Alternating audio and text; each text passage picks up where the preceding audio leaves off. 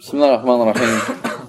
Elhamdülillahi vahdə və salatu və selamu alə mən lə nəbiyyə bədə əmmə bəd.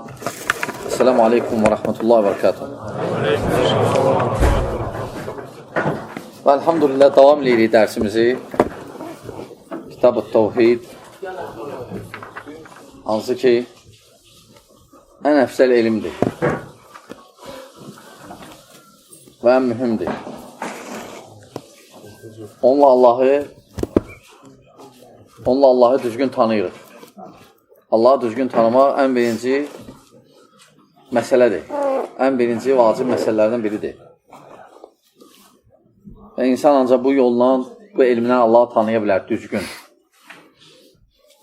Çünki hamısı Allahı tanıya bilər, ancaq müxtəlif tanışlıqla, müxtəlif yollarla. Ancaq ən düzgün Allah Subhanahu taala tanımaq ancaq bu elmlə olur. Və müəllif rahimehullah davam edir. Deməli bu elmə aid məsələlərdən buyurur ki, bəbun la yuqalu əssəlamu aləllah.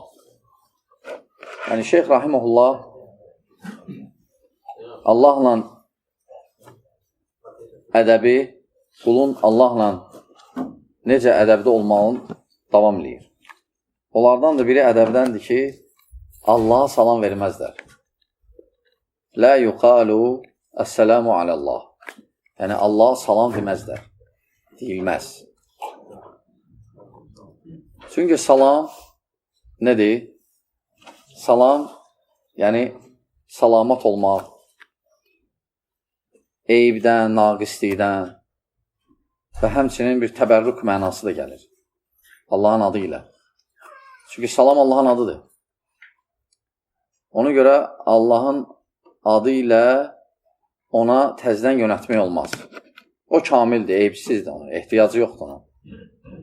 Odur salam. Salam ondan savayı məxluqatların arasında verilir.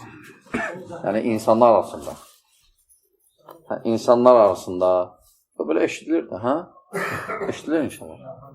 Yəni insanlar arasında. Və bu salam Allah Taala'nın isimlərindən biridir.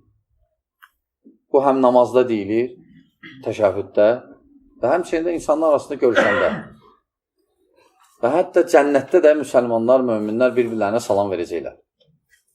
Necə ki Allah Subhanahu taala da buyurur, cənnətdə möminlər bir-birlərinə salam deyəcəklər. Amma Allaha salam demək olmaz. Yəni əssəlamu aləllah, salamu aleykum məsələn Allaha. Aydındır, bu ədəbsizlikdir. Ona görə müəllif rahimehullah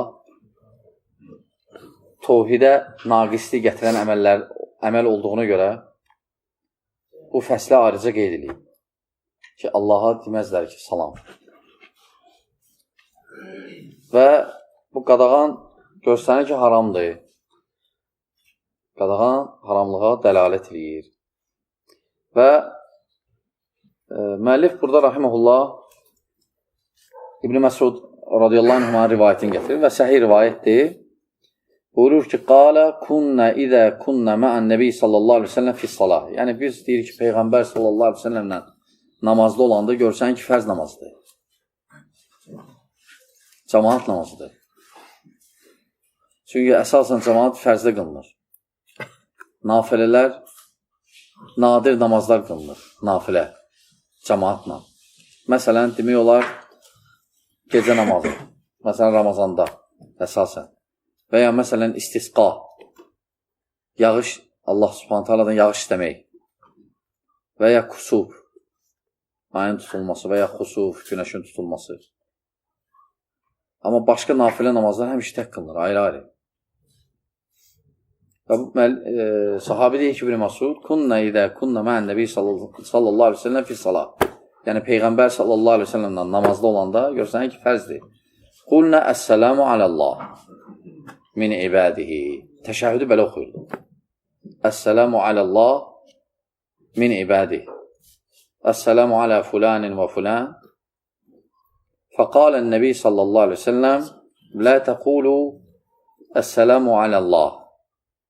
Bu vaxt Peyğəmbər sallallahu aleyhi ve sellem sahabələrin bu cür təşəhhüd oxuduğunu biləndə dedi ki, belə deməyin. Fə innəllahu və salam. Və səbəbini də dedi ki, çünki Allahdır salam. Allah özü salamdır. Odur salam. Ehtiyac yoxdur onu qaytarmaq salam. Ona görə təşəhhüdü öyrətdi və sahabələr deyir ki, təşəhhüdü necə Quran-ı Kərim öyrədirdi, bizə təşəhhüdü öyrətdi. Əssəlamu aleynə və alə ibadillahi salihin. Salam başqalarına gedir. Sonra əssəlamu aleykə əyyuhən nəbi və ya əssəlamu alən nəbi. İkisi də caizdir. Aydındır təşəhhüddə. Və alimlər deyirlər ki, tohidin kamilliyinə naqislik getirir. Çünki elə bir ki, Allah subhanətə alə deyirsən, əssəlamu aleyk, yəni elə bir ki, gör ki, salamat hər bir eyvdən, naqisdən. Gör ki, eyv naqis olub nəsə, ona görə onu təmizləmək üçün deyirsən, görüşəndə. Ona görə ədəbdən deyil. Allah subhanətə aləyə bu cür müraciət eləmək. Və bununla müəllif qutarır. Bizi özü də fikir versəz, axırıncı fəsillər qıssa gedir.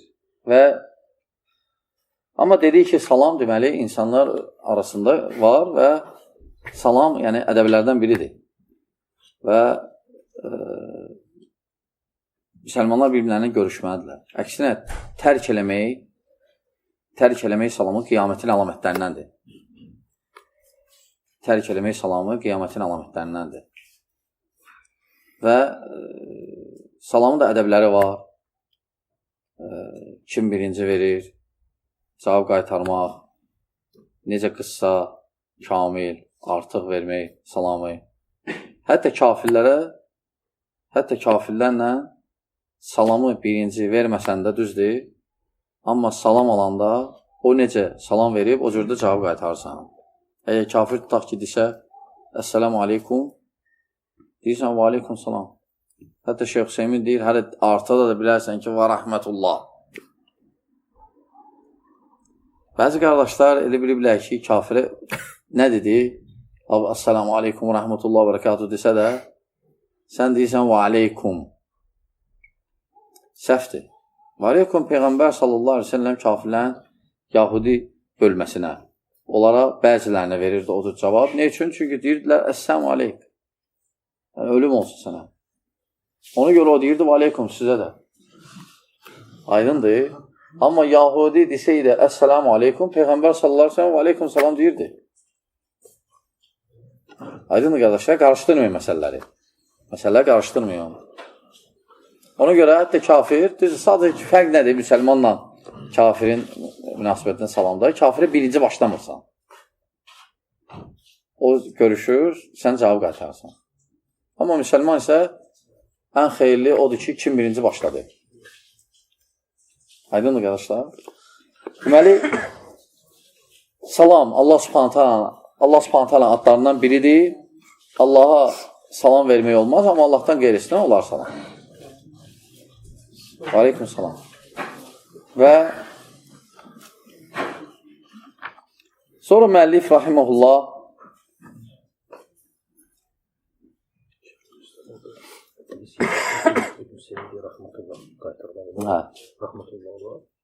İbn Hüseymin və rəhmətullahi hətta deyib və bərəkatuhu deyəsən. Yəni, ümid eləyirsən ki, Allah Teala rəhməti, yəni şeyx deyir ki, ümidlə deyirsən ki, Allah Teala hidayət verəcək buna, Allah Teala rəhmətini qazanacaq. O mənada şeyx deyib ki, rahiməhullah, hətta artıra bilərsən.